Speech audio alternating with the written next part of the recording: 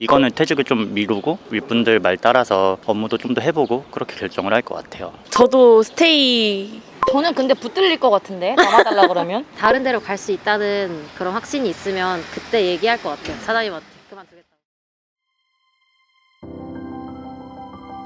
어쩌다 취업해서 고민 많은 이직 준비생들을 위해 준비했습니다. 나에게 맞는 기업과 직무를 찾아 퇴사 이직을 꿈꾸는 청취자들을 위한 어쩌다 취업.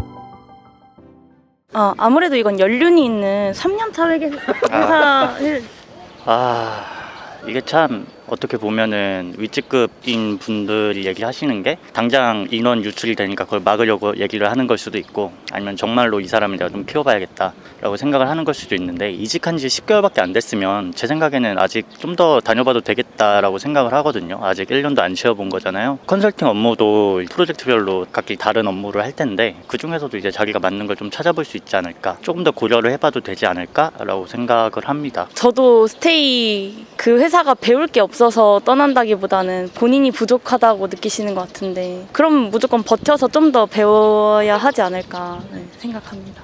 저는 근데 붙들릴 것 같은데 남아달라 그러면 이 대표님까지 나서서 날 붙잡는다면 필요하니까 대표님이 붙잡는 게 아닐까. 필요하지 않았으면 애초에 안 붙잡았을 것 같아요.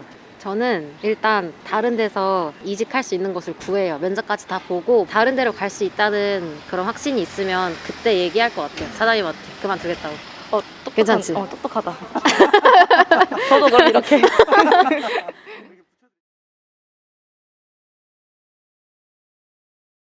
이직은 안 됩니다. 왜 안 될까요?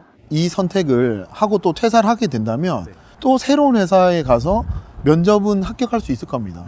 뛰어난 사람이니까 컨설팅 펌에 갔겠죠.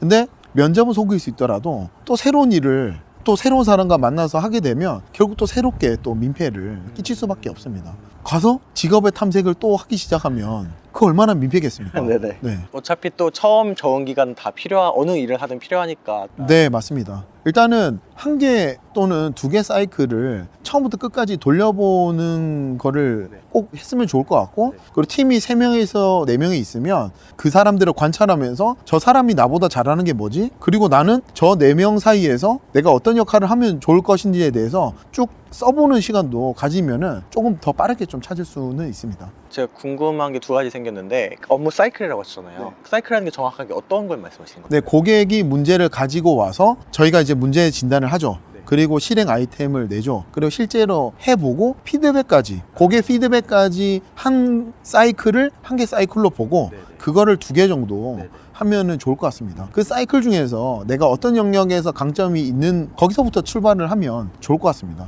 팀을 세팅할 때도 내가 어떤 상사와 어떤 이제 동료들이 보고 내 강점과 겹치지 않는 강점을 가진 사람들하고 팀을 이루면 좀 이 사이클을 좀 효과적으로 좀 돌릴 수 있다고 볼 수 있을 것 같습니다. 각자 잘하는 부분들을 이렇게 유기적으로 만들면 좋은 팀이 된다는. 네, 맞습니다. 내가 여기에서 어떤 부분을 채워줄 수 있을까, 그걸 파악해 보라는 게 필요하다는 것이죠. 네, 맞습니다. 근데 한국 사람들의 맥락은 저 사람이 가지고 있으면 내가 왜 저것을 가지지 못했을까라는 생각을 많이 하게 되거든요. 근데 지금은 내가 저 사람에게 어떤 공헌을 할 수 있을 것이냐라는 이 질문으로 좀 초점을 좀 맞추는 게 더 필요할 것 같습니다.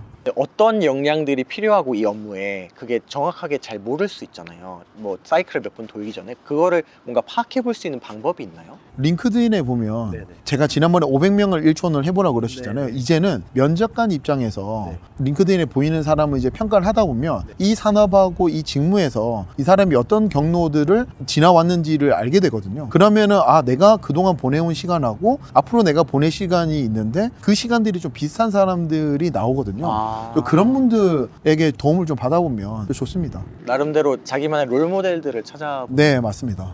그렇게 그려보고 그분들에게 메시지를 보내보면 이직을 좀 고민하고 있고 지금 있는 곳에서 어려움을 겪고 있다라고 이야기하면 열에 8명 정도는 좀 편하게 좀 답을 해줍니다.